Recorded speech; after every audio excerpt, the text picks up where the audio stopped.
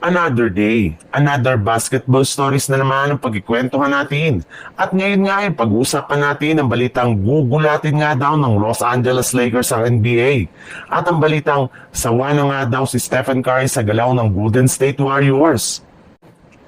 Alam naman nga po ninyo na isa nga talaga ang Los Angeles Lakers sa mga team na naging aktibo ngayong offseason pagdating sa pagkuha ng mga bagong manlalaro para lamang mapalakas ang kanilang lineup.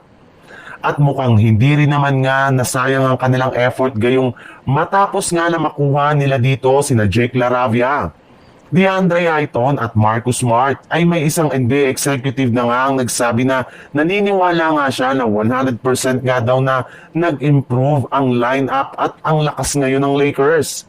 Kung last season nga ay naging ika-third seed sila agad sa standing ng Western Conference nang walang kahirap-hirap.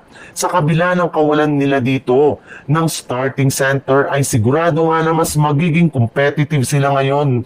Nakuha na nila si DeAndre Ayton na siyang gagamitin ni Coach JJ Redick bilang kanilang bagong starting center. Kaya naniniwala nga ito na makakapasok na next season ang Los Angeles Lakers sa Western Conference Finals. Sa madaling salita, kakayanin na nga daw po ng bagong lineup ng Lakers na talunin at dominahin ang malalakas na kupunan sa West. Meron na rin naman nga po sila ngayong center at point of attack defender plus naging maayos na nga ang pangangatawan ni Luka Doncic at higit sa lahat, naging gigil pa nga si LeBron James. Kaya hindi nga daw kayo dapat pang magulat kung maging totoo ang kanyang mga sinasabi. Sa ibang balita naman, 1.5 buwan na nga ang nakakalipas mula nang magbukas ang free agency ngunit hanggang ngayon nga ay wala pa rin nagagawa ni isa mang move ang front office ng Golden State Warriors. Hindi pa rin nga nila na isa sa katuparan ng trade ni Jonathan Kuminga at maging ang pagkuha sa kanilang mga target na sina Al Horford at DeAnthony Milton. Bukod rin dyan, wala rin naman nga silang makukuhang papalit sa pwesto ni Kevin Looney.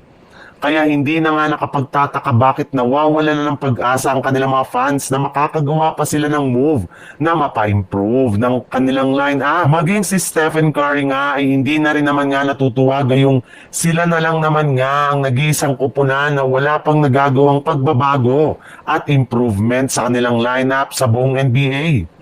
Kaya kung ayaw nga ng Golden State Warriors na gumawa ng trade ay wala nga sila ditong magagawa kundi buhatin na naman ang kanilang team next season. In fact, sinimulan na nga po niya ngayong araw ang mga practice sa loob ng kanilang pasilidad. Since nga wala silang nakuhang bagong player, ay inaasahan nga niya na magiging mahaba ang kanilang season at kailangan nga niya dito na ibigay ang kanyang 100% na effort para lamang manalo. Kaya upang magawa nga yan, ay mas inagahan na nga po niya ngayon pa lang ang pagpapakondisyon ng kanyang pangangatawan upang sa ganon ay magkaroon sila ng magandang performance.